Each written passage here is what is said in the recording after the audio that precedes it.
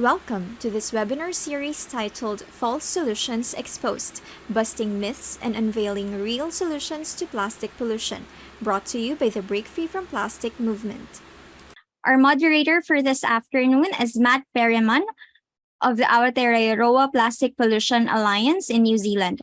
Matt works with the Break Free from Plastic movement as co-convener of the Asia-Pacific False Solutions Working Group. He is the communications manager for the Aotearoa Plastic Pollution Alliance and an independent researcher contracting with Reuse, Aotearoa, and several universities. APA is an organization in New Zealand and is a collaborative forum of researchers, educators, artists, activists, and community leaders working to prevent plastic pollution in Aotearoa, Maunanui, Akiwa, and beyond. Over to you, Matt. Thank you so much for the introduction, Aya, and thank you all for coming. Kia ora koutou. Welcome to our fifth and last session of the webinar series, False Solutions Exposed. They have been held every Wednesday since June 21st, and this is the last one. So thank you all for coming. With various kinds of false solutions being peddled by corporations and supported by international finance institutions and governments, members of the Break Free from Plastic movement have come together for this campaign to hold a series of webinars aimed at debunking false solutions to plastic pollution that are rampant across the Asia-Pacific region. And also at the same time promote effective and lasting solutions such as reduction in plastic production, zero waste, and reuse systems. In today's session, we will look into some ways people are hoping to address plastic pollution and discuss whether these are effective solutions or mere distractions from systematically ending plastic pollution. We have with us staunch advocates, field experts, and campaigners who are leading the fight for climate justice and against plastic pollution. Join us in the next 40 minutes to learn and bust myths of false solutions to the plastic pollution crisis. Our first speaker today is an environmental lawyer and a professor at the University of, sorry if I get this wrong, Cebu School of Law in the Philippines. Joining us is, the legal and policy director of Oceania Philippines and currently acting vice president, attorney Liza Eisma-Osorio. She was elected in 2019 as chairperson of the International Union for Conservation of Nature, the Academy of Environmental Law, and the first Asian to lead the Academy. Congratulations. She is also one of the founders of the Philippine Earth Justice Center Incorporated, which has filed several environmental cases, including the landmark decision of the Supreme Court in resident marine mammals and dolphins versus rays, where she is one of the two lawyers who were recognized as the stewards of the dolphins and whales to stop illegal oil drilling and exploration in the Tanon Strait Protected Seascape in central Philippines, the largest marine protected area in the Philippines. Amazing work. So yeah, over to you, Attorney Liza. Thank you. Thank you so much, Matt, and thank you for the kind introduction. So for me to start, please allow me to share my slide. I hope the slide is not visible on Zoom. Yeah, okay. So I was given a topic to discuss during this webinar, which is on the question of whether ocean cleanups are helpful or harmful, and focusing on the limitations and concerns about ocean cleanups. Since this webinar is about false solutions, I find this a very, very relevant topic as well. So in the Philippines, most of our plastics that are found in our oceans actually come from rivers and other waterways that leads to the sea. So, but coastal cleanups has been around for a while in the Philippines. It was popularized around the 1980s. And in the Philippines, we even have a declaration by the president to declare September as a National Cleanup Month, and identified that every third Saturday of September would be the International Coastal Cleanup Day. So this comes every year, and we often see this happening with the support of many sectors, including schools and young people. However, I wonder if this is something that has been effective in the long term. So let me first start my presentation with introducing what we do in the Philippines. So Oceania is the largest international organization that is focused solely on ocean conservation. Our goal is to rebuild abundant and biodiverse oceans by pushing for science-based policies in countries that control the world's 1/3 of the world's wild fish catch. So our goal is always to win policies so that these policies can institutionalize changes, reform the laws, and of course the policies that the laws are implemented as well. And so our mantra is always to, if we save the ocean, we're able to feed the world. And so far we have been able to win in many parts of the country where we are at. So currently Ocean is located in 10 countries, and the only country in Asia would be the Philippines. So these are the different campaigns of Oceana. So we fight against overfishing. We try to fight against and ensure that there would be reduction of bycatch in fisheries, as well as protecting habitats such as coral reefs and mangroves. And we also fight for increased transparencies in our ocean. And of course, this one is relevant in our topic today, which is to curb marine pollution.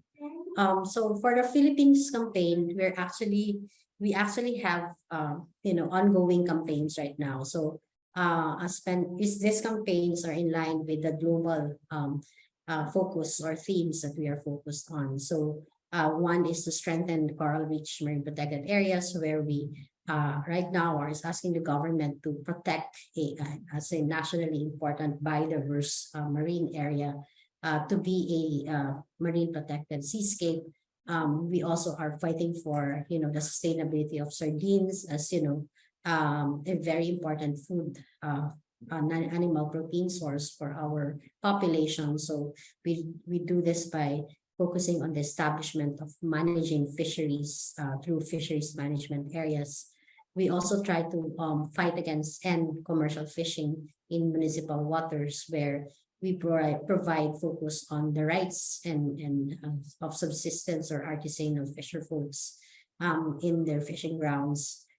We also fight against deterring illegal dump and fill projects, and also to restore mangroves. And finally, one of our campaigns is to ban single-use plastics. So the question is posed to us is whether coastal cleanups are really helpful or harmful. So we look into the benefits, of course, to be fair in looking at these issues. Well, of course, in the short term, it helps reduce plastic waste from our ocean. It also helps, if we remove plastic debris, it can, take it away from the ocean floor and prevent it from settling there and add more risks to the marine life. It also, I think this is one of the more beneficial areas that we need to look at when it comes to coastal cleanup, because it helps raise public awareness about plastic pollution and engages our stakeholders. We also, we have also seen that coastal cleanups can be used to help gather data on plastics and be able to categorize what are the types of trash that are, being thrown out there. And then it can be also accompanied by learning lessons on the effects of pollution. But there are limitations, as we all are aware. And this, these types of activities usually act as a temporary solution. They only address a small percentage of marine litter that usually washes up the shore. So it doesn't really address, of course, the marine litter that is already in the water column or in our seabed floor. And it does not address the root causes of plastic pollution, which is really what we sorely need in a country like the Philippines, because we're composed of many, many small islands, as an archipelagic nation. And so we need to reduce production and consumption of single-use plastics to fight the pollution at source. It's not sustainable.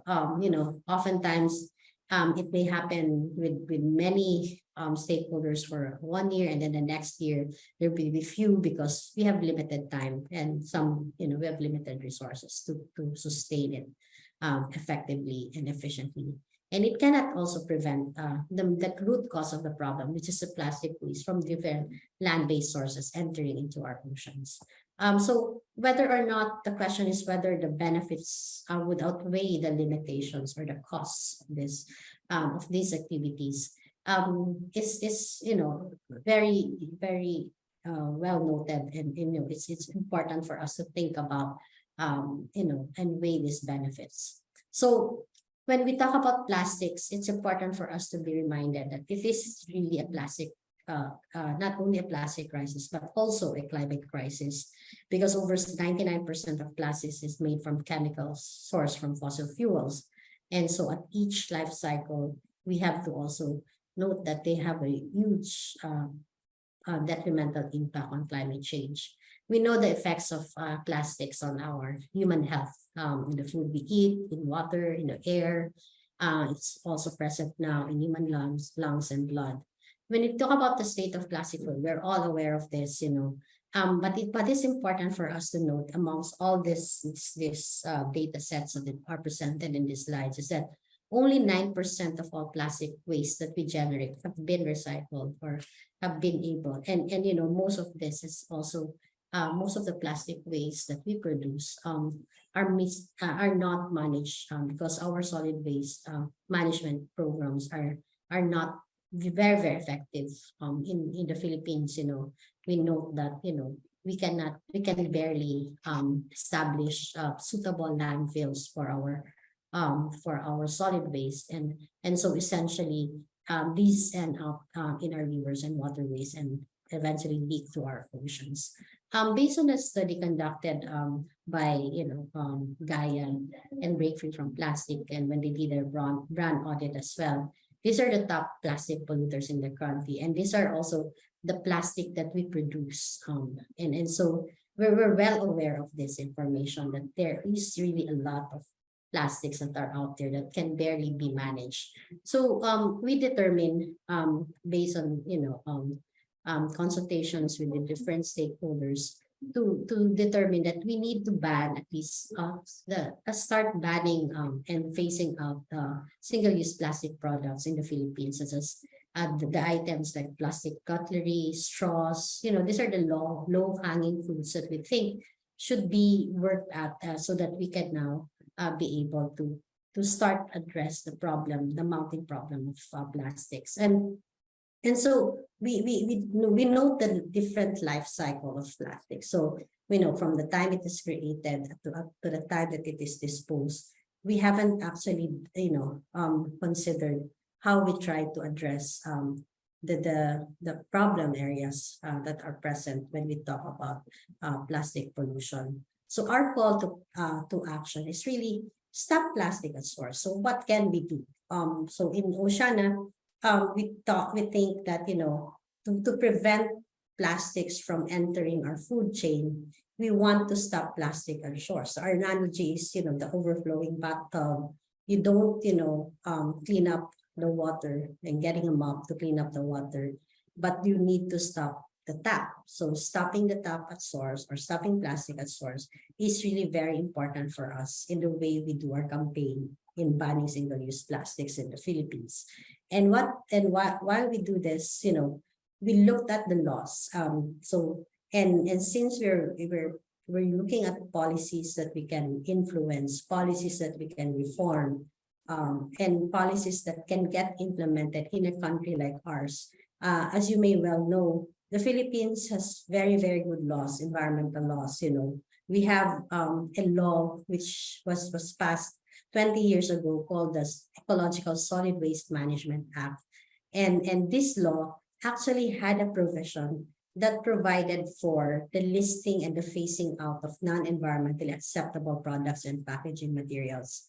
And in the deliberations of the Senate during the time when it was being deliberated, one of the comments given on the law, which is very important for us when we study why there is the inclusion of single-use plastics in the list, is because one of the senators commented that does this include plastic? And the answer was yes. But then they did not put plastics at that time there because they note that this could be subject to many developments, and innovations and technology. So they provided a very broad definition or a broad term called environmentally acceptable products and packaging in the law itself, and leaving it to the implementing rules and regulations to define what it is. And according to the rules and regulations, this is defined as those that are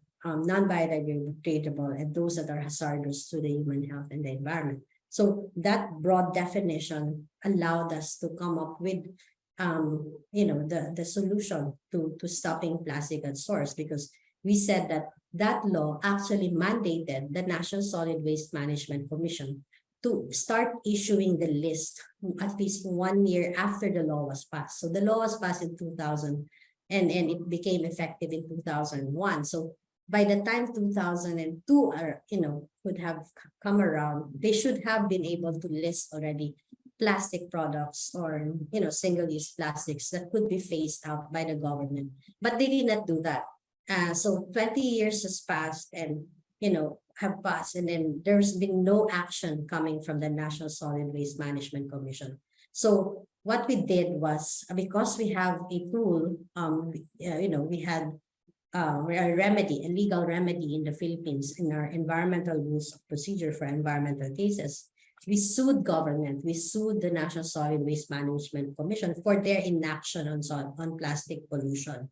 And so we wanted to tell them that you cannot leave this law without being not being implemented for the past 20 years and not thinking about phasing out plastics.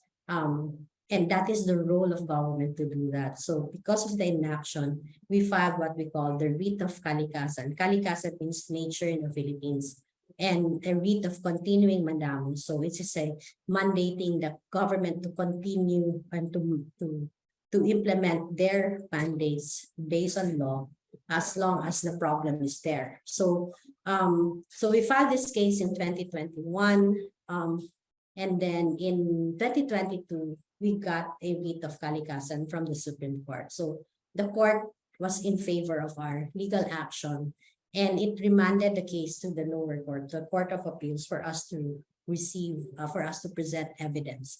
So our task now was to present the evidence of the impact of plastics in court to demonstrate to them why there's a need to phase out this 10 single-use plastics, what we think should be the start of the list of the non-environmentally acceptable products and packaging that the government should do. And just good news, it's been how many more than a year already since we got the writ of kalikasan, and we were waiting, and we're still waiting. The case is still pending with the courts. But yesterday we received news that the court granted our motion for summary judgment, meaning to say our case has been, he may have already have a bigger chance of being decided favorably, because our opponents in this case, which is the government, failed to produce their counter evidence that to counter our evidence. And the court did not allow them anymore to present their counter evidence. So it's a lot of procedural, work, but legal procedures. But at the end of the day, I think what we think this is the only way, the best way for us as lawyers, as people who care about the problem and solving this problem at source, to have this legal solution, so that we focus on stopping pollution at source and not just be involved in false solutions like coastal cleanups and focusing our energies and time and resources in those short-term activities and programs. And so if you want, we're still continuing and calling on the government to implement their mandates. And we'll invite you to send, and you can, this link will allow you to directly petition the government to release the non-environmentally acceptable products and packaging list, and so that we can ban single-use plastics from manufacture, production, and distribution. So that would be all for me. Thank you so much for your time and attention.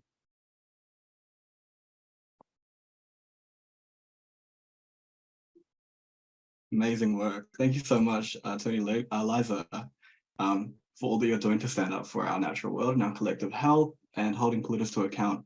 Incredible work. I just want to remind everyone in the room that to please drop your questions in the question Q&A box.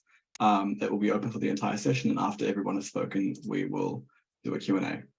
Our next speaker is one of our regulars from the False Solutions Working Group. It is, of course, the incredible Roshan Rai.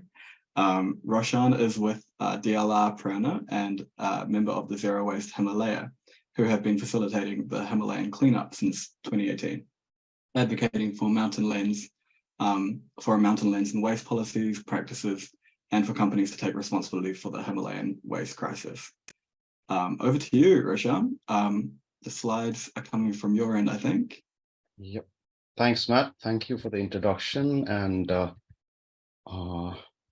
I stand here before you all on the shoulders of many leaders and participants that is part of the Himalayan cleanup movement from the Himalaya. And yeah, so let me just go straight into it and start off by saying we are really changing fast in the mountains, and this notion of pristine and untouched was never true, but now it's even more not true. And so plastic has reached the remotest part of the Himalaya, and that has made a lot of news across the world, especially because the Himalaya is quite popular for climbing, but on everyday different altitudes, we are changing fast, and plastic has reached every part of the corner, and our existing systems are toxic and just does not respond to the crisis that we are part of.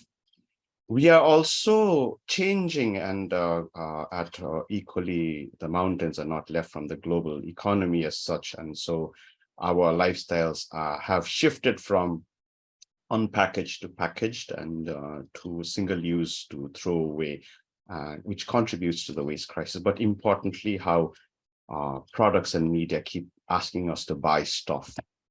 But importantly, what the Himalayan cleanup really wants to say is that companies must be responsible.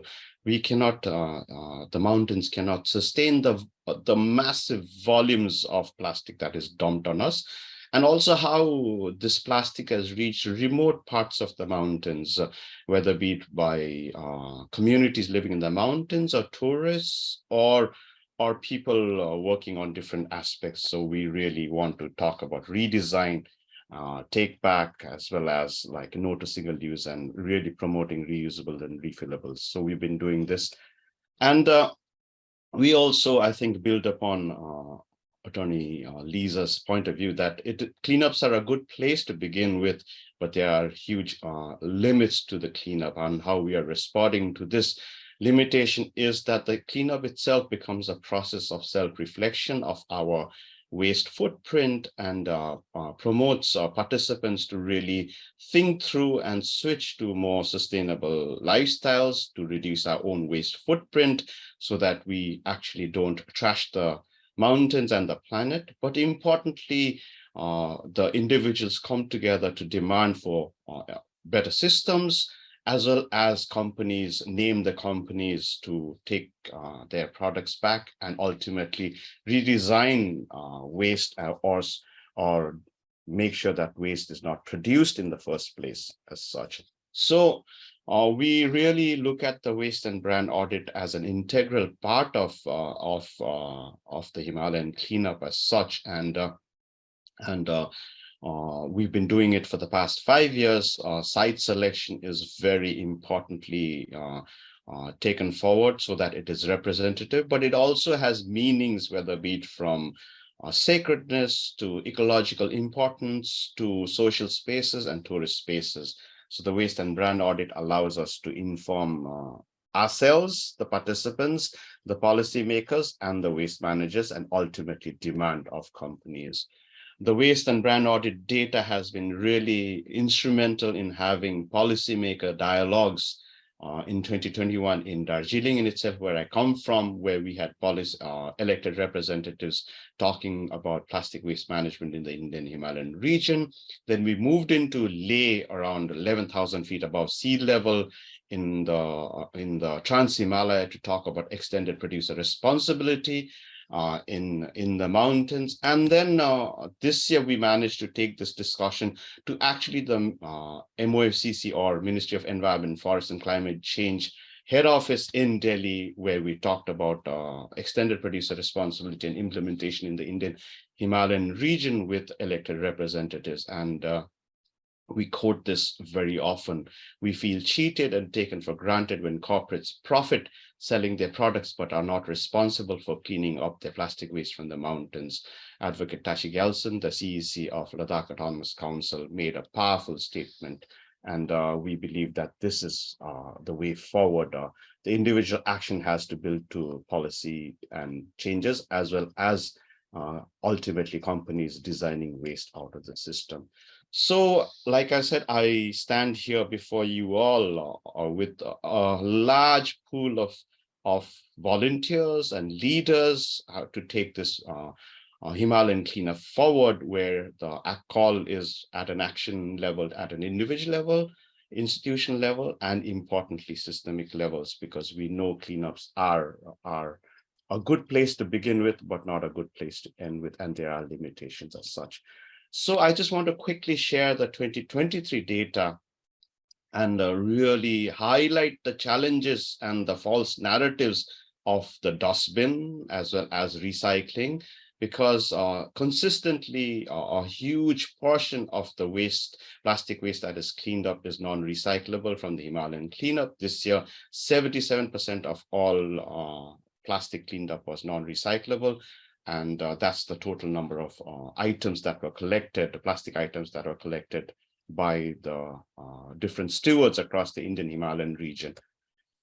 What is also very important to note, besides the fact that it is non-recyclable, is also what are we eating. And so 81% this year of plastic waste has come from food packaging.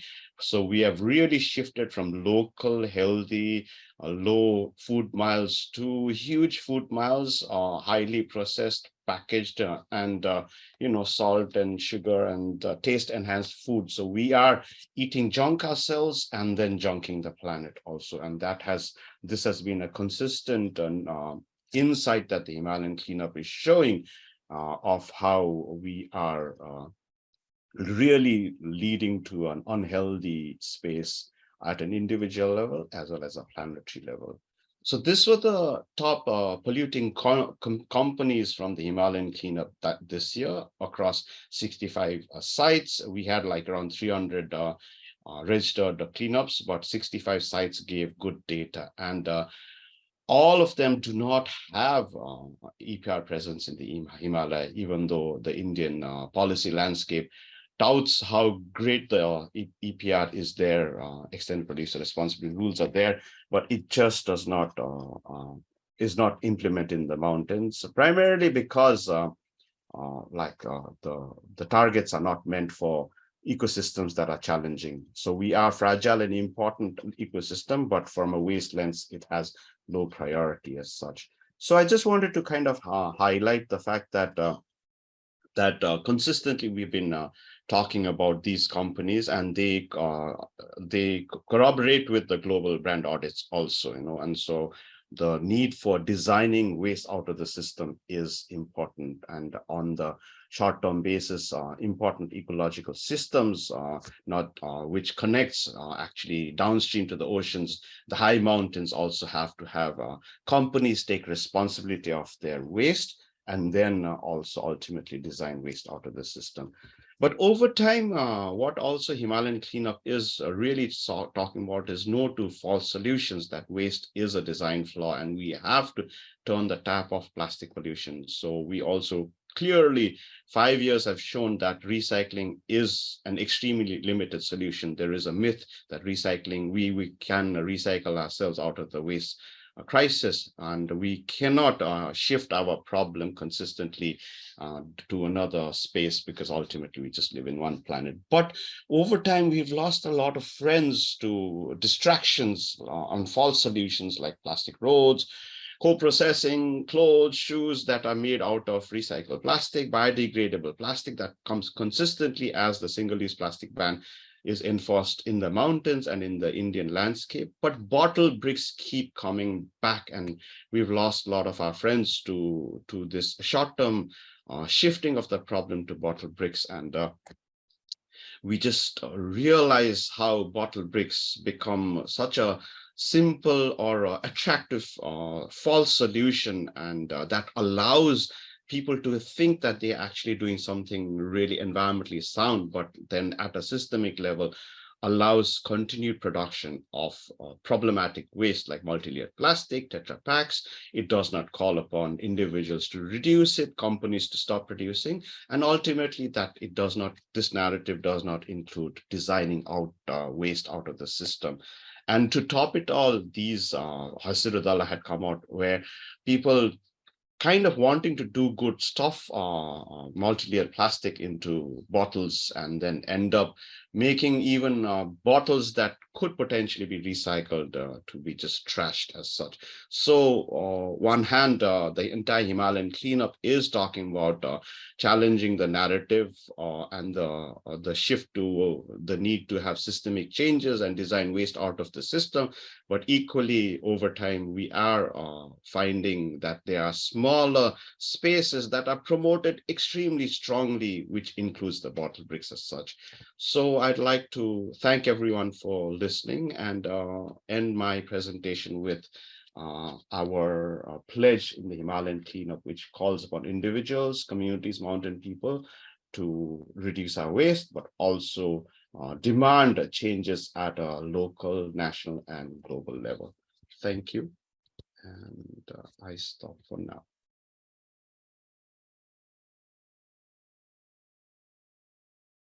Thanks a lot. Thank you so much, Roshan, and thank you for all of your knowledge and all of your work. It's really eye-opening when we hear from you, being in the highest mountains in the world, that there's still so much plastic pollution. It just puts into perspective how big this problem is, coming from the ocean to the mountain. It's everywhere, right? It's just so obvious in the world. But thank you also for drawing so much attention to the false solutions that are proliferating around there too. But anyway, we'll be moving on to our next speaker, our last speaker as well before the Q&A session. Had a couple of questions roll in. Please keep them coming. So our next speaker will be talking about real zero waste solutions to plastic pollution. And our next speaker will be Xuan Quach. Xuan has more than 20 years of working experience with the governmental agencies of Vietnam in the natural resources and environment field. She is also one of the co-founders of the Vietnam Zero Waste Alliance, VZWA, which she has been coordinating since October 2017. Xuan holds a PhD in water resources management from Milan University of Polytechnic in Italy, and a master's in agricultural and resources economics from Kyushu University in Japan. She has studied at Hanoi Water Resources University as well, in the Faculty of Economics. Wow, so all over the world. Amazing experiences to bring to the table. So over to you, Xuan. Thank you. You would like to share my screen?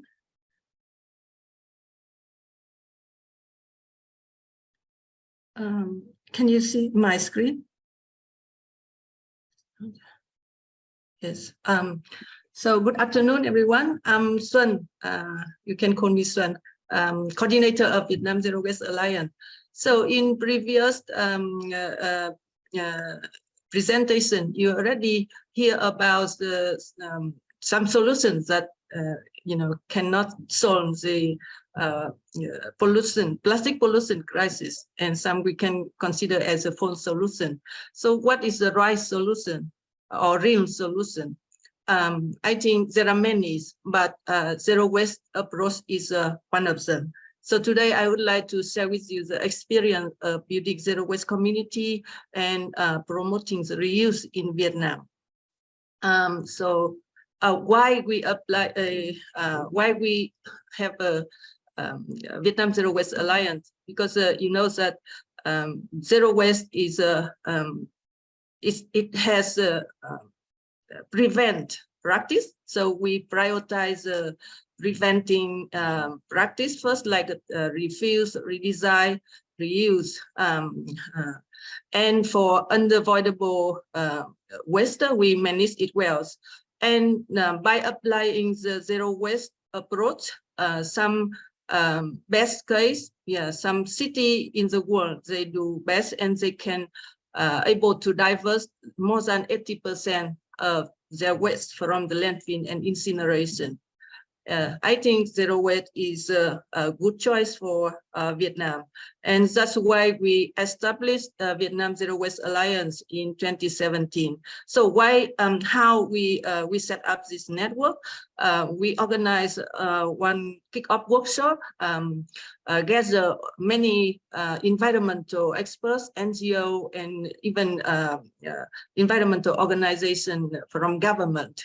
Yeah, we gather and we discussed and we decide to set up a network. But at first we have a 5 core member.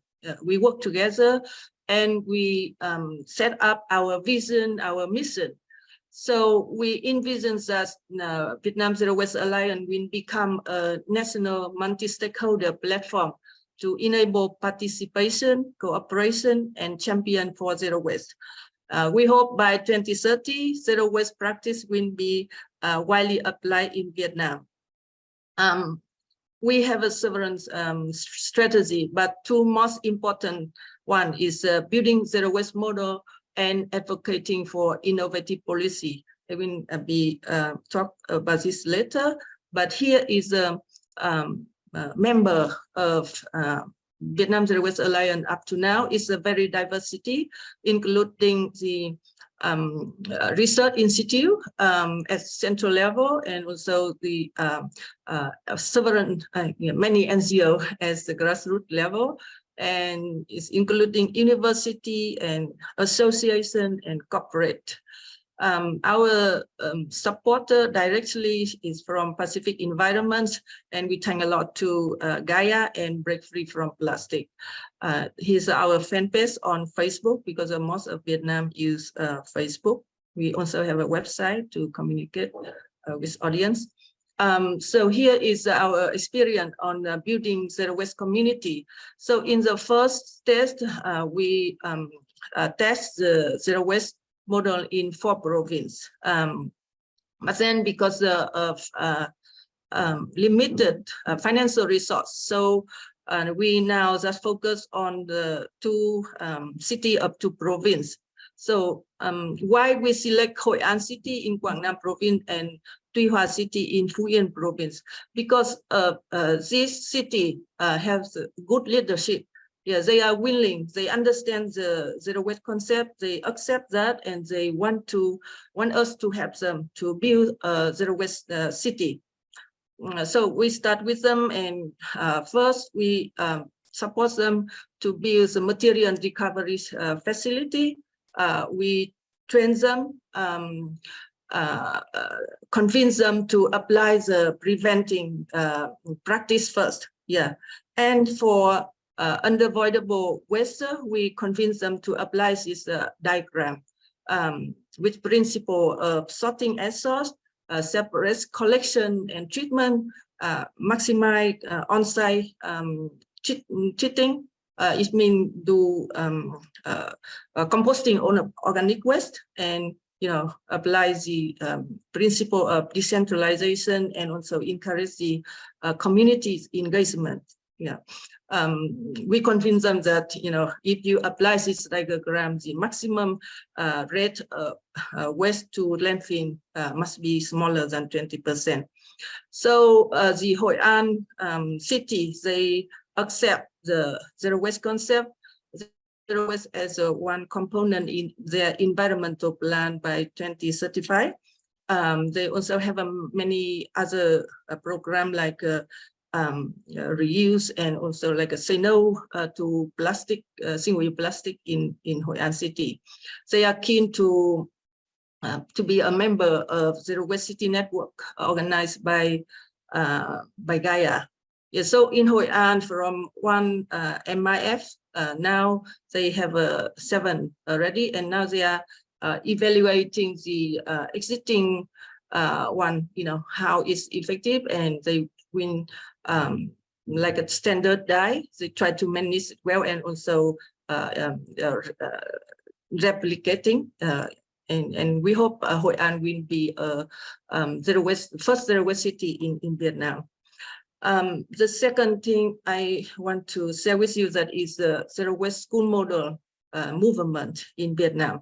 Why we select school? Yeah, it's because it's very effective to change the behavior of young people that is in the school.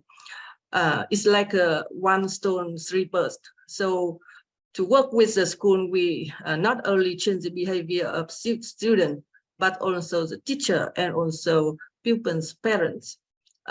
So how we do?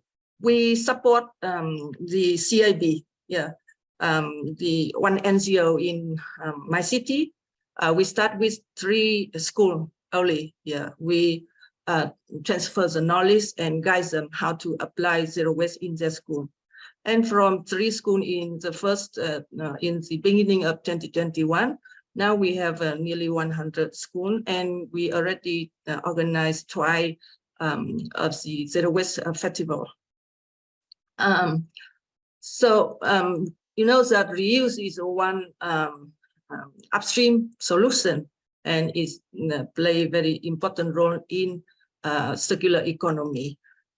It's like a low-hanging fruit solution. So for instance, we also support, we also apply the approach of top-down and bottom-up, that is support some organization to set up zero waste store, or to have a refill, yeah, like a mobile refillable station. We also have the company named VietCycle, promotes their reuse machine, and also support Hội An to have a model of deposits and return system that enabling the reuse and refill. We also, when we work with the school, we try to support them to have a reuse system, or guide them, or help them to have a solution to reduce single-use plastic in the school. We also collaborate with other our grantee to have a different kind of reuse in daily life. For policy advocacy, we support the Institute of Strategy and Policy on Nature, Resource and Environment under Ministry of Environment, because they are responsible for developing the National Action Plan to implement circular economy in Vietnam. So we support them with financial and technical, guide them, consult with them, and once reuse refill will be important part in the action plan, and also to propose that the reuse refill model as a first priority action to implement. We also working with the Global Plastic Treaty focal point of Vietnam. We will convince them to support the reuse refill, and it should be a core obligation in ZPT. In parallel, we do a lot of communication to promote reuse, like a organized webinar or workshop. Yeah. We also collaborate with the journalists, environmental journalists, provide knowledge to them, and they help us to transfer the knowledge to the audience on zero waste and reuse. So what is the lesson learned? That is find the easy thing to do first, because zero waste is a journey. You need to start and select things that easy to do first. For modern building, I suggest you to do it in the school first. It's easy and it's very effective. It costly. Also, the second lesson is to be patient, to combine top-down and bottom-up approach. Try to build a good model, successful model, and showing the successful model to the decision maker, and convince them to issue a new innovative policy. Because with our policy, the model is just a model, but to convince them, we need to show them the successful model. And finally, I would like to tell you that, network creating power, and be together. You practice zero waste, and invite your friend to apply zero waste daily. It's a journey. We need to apply it every day. Thank you.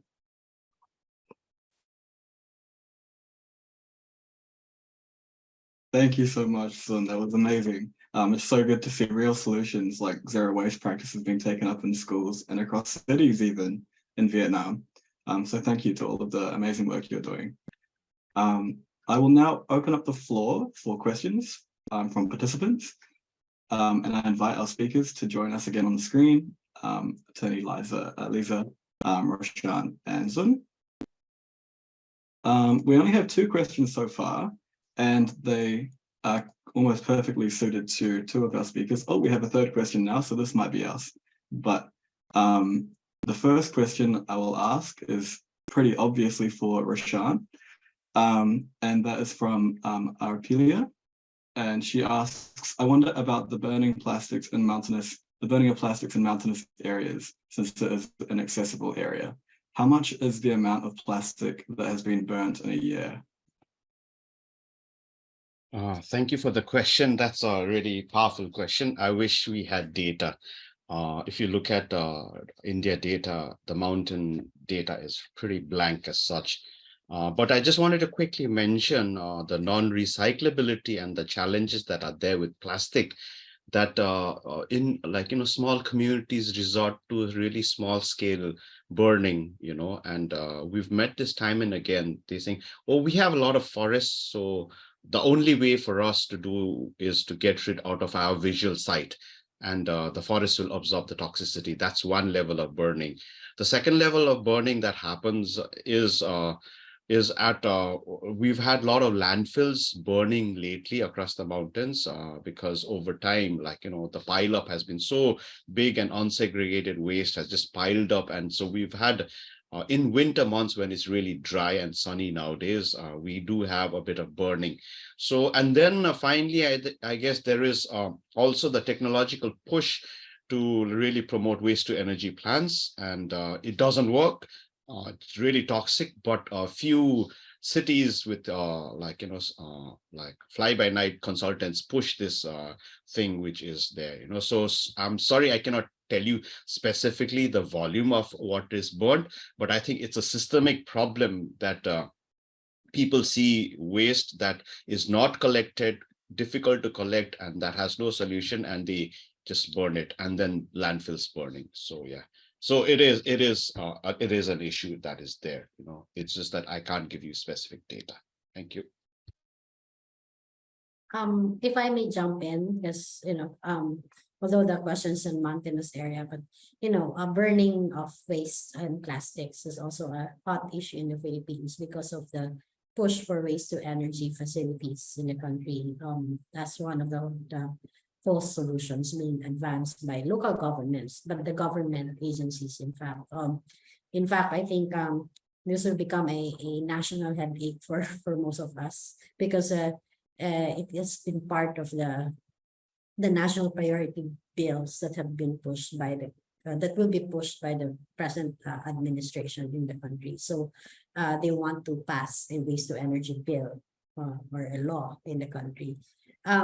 This is to provide a legal background.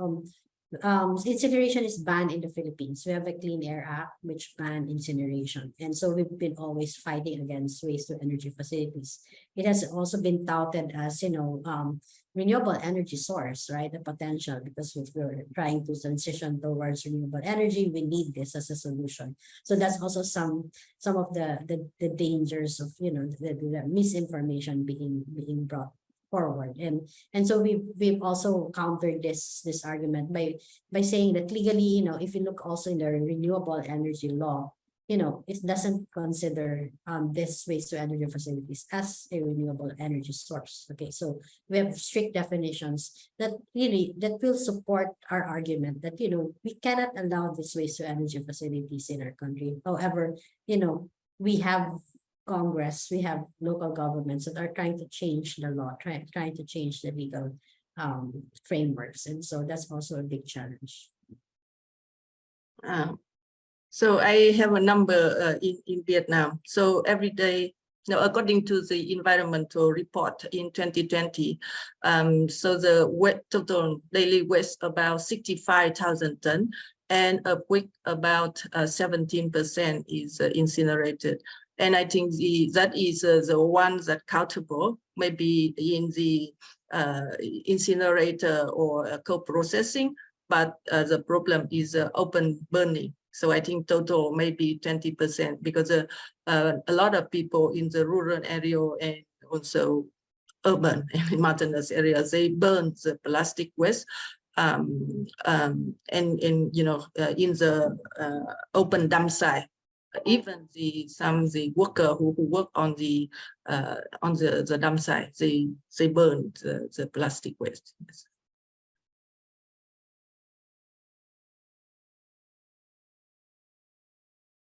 Awesome. Thank you all for such a full answer, such a full educational answer.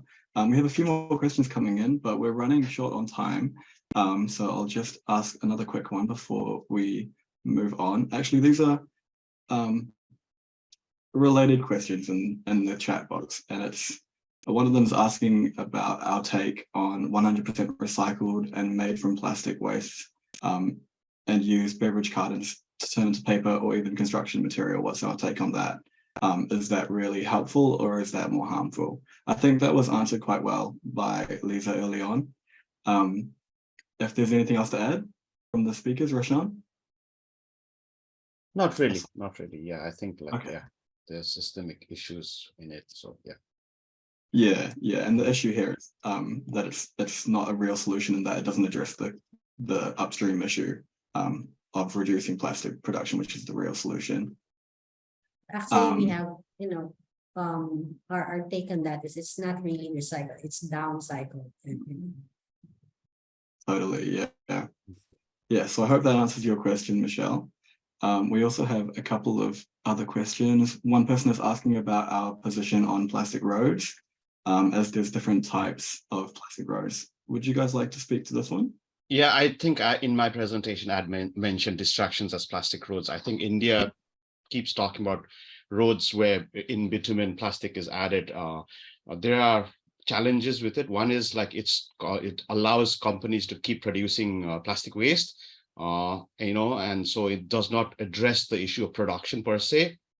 Secondly, we know plastic is toxic, and we now are aware of microplastics. So we are putting like almost 8% of plastic in bitumen to make these plastic roads. And we actually do not know what we are doing by making, adding plastic next to soil as such, and I think initial scientific work has been like, we do not know the toxicity, how it leaches into the soil. It's microplastic contamination, but also equally, I think in hot temperatures, toxic gases also have come out, like some of the studies that are there in Chennai. But I think it allows this destruction and the false narrative to continue production glut that we are seeing. So that's our take on plastic roads. Yeah, but I know a lot of waste managers take this forward, and government of India also says it's a good system of managing waste, but we actually don't know its fallouts on the long term, and it is like not a systemic solution. Thank you, Roshan. Yeah, it's important to take a precautionary approach when we look at solutions like this, because we don't understand the full impact of the chemicals and plastics and polymers that are going into our streets. Just finish off with one last question, just have a quick answer session from each of our speakers, and then I'll wrap us up. And this is focused on zero waste systems. So we've mentioned the need for policy. What kind of policies support zero waste, and how can we convince governments to have effective policies that support real solutions like zero waste? Maybe we'll start with Xuan. Yeah, so you know already that the zero waste, the hierarchy is including refuse, redesign, reduce, and reuse. So with redesign, we need the some kind of policy like extended producer responsibility. So if we have a good EPR law, the producer will change the design of their product and package, move from the non-recyclable to recyclable, or even to circular, to the packaging that we can circulate. And so for reuse, we need some kind of policy to support reuse, refill, we should ban the single-use plastic. Yeah. If we still allow the single-use plastic, to use us, then no one want to use reuse. So for unavoidable waste, we need the separate the waste. So the government should have should issue and implement good the waste sorting as source, the policy. And also to reduce the waste, the government should have many, but one of them is the volume-based fee. Yes, so I mean, in Vietnam, we are now have a sovereign policy like EPR, circular economy, single-use plastic. Roadmap is not ambitious, but we have and also we apply from 2025 is the obligate that waste should be separate at source, and also apply the volume-based fee system.